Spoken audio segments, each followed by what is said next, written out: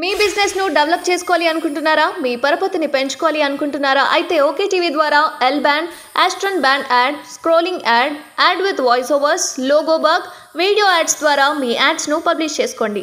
సంప్రదించవలసిన phone number 8520917933. BRS పని అయిపోయింది, పార్టీ ప్రజలు దూరమవుతున్నారు, కడియం నిర్ణయం తీసుకోవాల్సిన టైం వచ్చిందని వ్యాఖ్య. కడియం శ్రీహరి ఆయన బిడ్డ కావ్యతో దీపాదాస్ మున్షి భేటీ. కాంగ్రెస్లోకి రావాలని ఆహ్వానం, ఇవాళ ఇద్దరు పార్టీలో చేరే ఛాన్స్.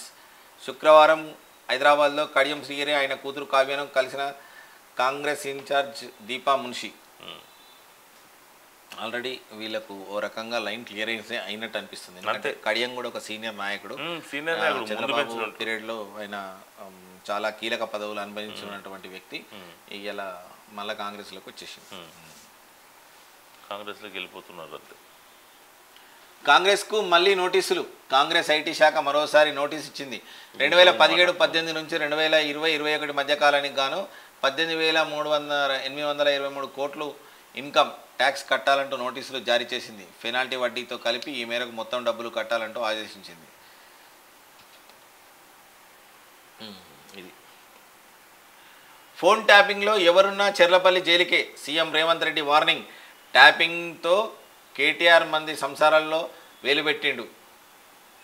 ఆయన బరితెగించి మాట్లాడుతున్నాడు. దొంగచాటుగా ఫోన్లు విన్నోళ్లకు చిప్పకూడుగతే. తప్పుడు పనులు చేసిన అధికారులు ఊచలు లెక్కబెడుతున్నారు. 10 ఏళ్లు ప్రధానిగా ఉన్న మోడీ ఏమీ చేయలేదని ఫైర్. వాల్మీకి బోయలకు తగిన స్థానం ఇస్తామని హామీ. అంటే ఈ ఫోన్ ట్యాపింగ్ది ఇంతకుముందు కూడా మనం అనుకున్నాము. అయితే ఈయన ఇట్లా మాట్లాడడం అనేది, నేను చేసిన కేటీఆర్ కూడా చేస్తే తప్పేముంది అని మాట్లాడడం అనేది ఎంతవరకు కరెక్ట్? ఎట్లయితే అన్నాడు కదా, ఎందుకు కాదంటారు తప్పు అని మనకు తెలుసు. ఆయన మాట్లాడడం ఎంతవరకు కరెక్ట్? అది గర్వమే కదా. అది ఇప్పుడు మనం అహంకారపూరితమైన, అంతే వాళ్ళ అహంకారపూరితమైన విషయం. ఆ విషయంలో మనం కూడా ఏకీభవిస్తాం. ఇది ఎట్లా కరెక్ట్ అవుతుంది అంటున్నాం. మేము కూడా అడుగుతున్నాం, మేము ప్రశ్నిస్తున్నాం ఆ విషయంలో. అది ఒక 4 డోర్ల మధ్యలో జరిగే సంసారం విషయాలు ఎన్నో రకాలుగా ఉంటాయి. నువ్వు ఇవన్నీ ట్యాపింగ్, నీ చేతిలో అధికారం ఉంది, నీ చేతిలో అన్ని రకాలుగా అవకాశాలు ఉన్నాయంటని చెప్పి ఆ రకంగా చేయడం కరెక్ట్ కాదు కదా. కాదు. బయటపడుతున్న అవినీతి మసకబారుతున్న ప్రతిష్ట. అధికారంలో ఉన్నప్పుడు బీఆర్ఎస్ చేసిన అవినీతిని, అక్రమాలు ఏవి పెద్దగా బయటపడలేదు. కానీ కాంగ్రెస్ సర్కారు వచ్చాక బీఆర్ఎస్ అవినీతి వ్యవహారాలన్నింటినీ తవ్వుతున్నది, ఆధారాలతో సహా ప్రజల ముందు ఉంచుతున్నది. కాళేశ్వరం ప్రాజెక్టు కంగుబాటు వ్యవహారంలో మరొక ముందే గొర్ల స్కీమ్లో జరిగిన అవినీతిని ఆధారాలతో సహా కాగ్ బయటపెట్టింది. ఒక చిన్న స్కామ్తోనే 1000 కోట్లు దోచుకున్న తీరును ప్రజలు చూసి ఆశ్చర్యపోతున్నారు. అంతలోనే లిక్కర్ స్కామ్, కవిత అరెస్టు కావడం బీఆర్ఎస్ను కుదిపేసింది. ఇది ఇలాగా ఉండగానే ఫోన్ ట్యాపింగ్ వ్యవహారం బయటకొచ్చింది. ప్రతిపక్ష నాయకుల ఫోన్లతో పాటు సొంత మనుషుల ఫోన్లను అధికారులు ఉన్నప్పుడు ట్యాపింగ్ చేసినట్టు, సినిమా వాళ్లను, వ్యాపారస్తులను టార్గెట్ చేసి డబ్బులు వసూలు చేసినట్టు విచారణలో తేలింది. ఈ నేపథ్యంలో తమ ఫోన్లు కూడా ట్యాపింగ్ చేస్తారని ఎంత చిల్లరేషం చూసుకోన్నది. ఫోన్ ట్యాపింగ్ చేసి మీరు ఇట్లా మాట్లాడారు, వాళ్ళతో అట్లా మాట్లాడారు అని చెప్పేసి బ్లాక్మెయిలింగ్. ఇది ఎంత చీప్ పాలిటిక్స్. ఒకసారి ఒక మనిషికి ఈ మనిషికి తగ్గటువంటి పనేనా ఇది? దయచేసి ఈ మనిషికి తగ్గటువంటి పని ఇదేనా చెప్పండి ప్రజలారా. ఫోన్ ట్యాపింగ్ అంటే ఒక భార్యాభర్తలు మాట్లాడుకుంటారు, ఓ లవ్వర్స్ మాట్లాడుకుంటారు, 12 మంది మాట్లాడుకుంటారు. అటువంటి 12 రకాల వ్యవహారాలు ఉంటాయి, వ్యాపారాలు ఉంటాయి, లావాదేవీలు ఉంటాయి, 12 ఉంటాయి. ఈ చిల్లర రాజకీయం, ఈ దొంగ ఫోన్ ట్యాపింగ్ వ్యవహారం ఉన్నది. ఇగో ఇది ఈ దొంగల లెక్క, ఈ దొంగల కథ. ఈ స్టువర్టుపురం దొంగలన్న నయం ఉండే, ఈ దొంగలు ఇంకెక్కువయ్యారు. స్టువర్టుపురం దొంగలు జర నయం దోసుకొని పానాలతో ఇడిచిపెట్టారు, వీళ్ళు దోసుకొని పానాలతో కూడా ఇడిచిపెట్టట్లేదు. స్టువర్టుపురం దొంగల కంటే ఎక్కువైపోయింది. సిగ్గుండాల కేటీఆర్. అన్ని చిల్లర మల్లర రాజకీయాలు, శవాల మీద పైసలు ఏరుకునే స్థాయికి దిగజారుతున్నావు నువ్వు కేటీఆర్. ఒక్కసారి నువ్వు కూడా గతం ఆలోచన చేసుకో. ఏంది ఏం సంగతి, నేను ఎట్లున్నా, ఏ స్థాయిలో ఉన్నా, ఎక్కడికి వెళ్ళి ఏడికి వచ్చినా అనేది కూడా ఒకసారి కేటీఆర్ లత్కొర్రావు, నువ్వు కూడా ఎట్లున్నావు, ఏడికి వచ్చినావు అనేది కూడా లత్కొర్రావు గుర్తుంచుకో. బీఆర్ఎస్ ఆగం, కడియం కావ్య లేఖతో కలకలం. పార్టీలో ఏం జరుగుతున్నదో తెలియక కేడర్లో అయోమయం. పార్టీని ఇంకెంతమంది విడిపోతున్నారని చర్చ. ఇప్పటికే 5 ఎంపీలు, 1 ఎమ్మెల్యే గుడ్ బై. కాంగ్రెస్లో చేరేందుకు సిద్ధమైన కేకే, ఆయన కూతురు విజయలక్ష్మి. అదే బాటలో కడియం శ్రీహరి, ఆయన బిడ్డ కావ్య. ఇప్పుడు ఈ లేఖలతోటి ఆయన ఏం భయపడు, నాకు తెలిసి కూడా ఏం భయపడదు, మొండిగటమే మొండిపిండమే, కాకపోతే మీరు కాకుండా ఇంకోవాలి అన్నట్టుగానే ఉంటుంది.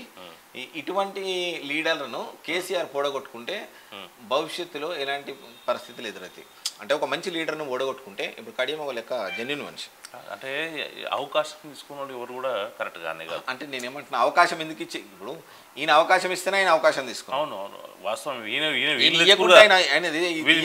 వీళ్ళు చేసిన పని వాళ్ళు చేస్తున్నారు. ఇప్పుడు 10 సంవత్సరాల కింద ఉన్న పార్టీని అంతా ఖాళీ చేయలే. 63 సీట్లు 61 సీట్లు వచ్చిన దగ్గర 100 సీట్లకి ఎట్లా పోయండి? 85 సీట్లకు ఉన్న వాళ్ళందరినీ గుంజుకున్నాం అనేది రాజకీయ వ్యభిచారమే అన్న.